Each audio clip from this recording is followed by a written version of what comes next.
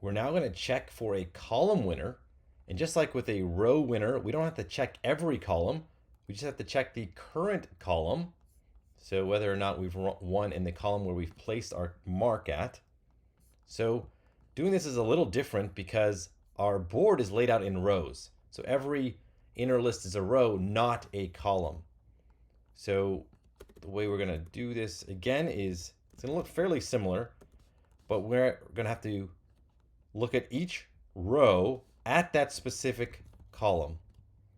So this just says at row 0 for whatever column has been provided. So again, then we're going to move on to the next row at that same column. So let's just say column is 1. Let's go back over here. So we're going to get like this one, and this one. That's what we're trying to do. We need to test that they're all equal.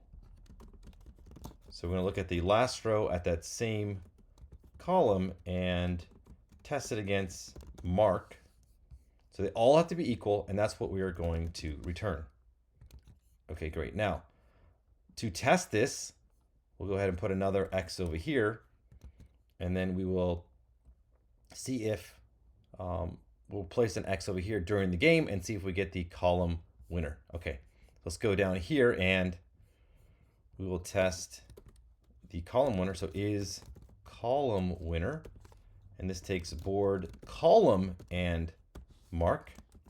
Then we'll print out, actually we'll just copy and paste this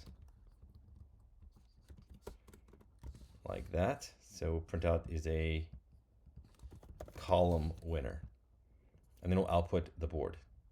Okay, so let's see if this works. Let's go ahead and run our code. So here's the board.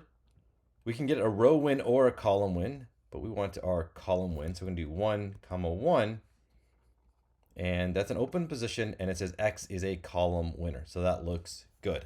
All right, so that does it for checking for a column winner.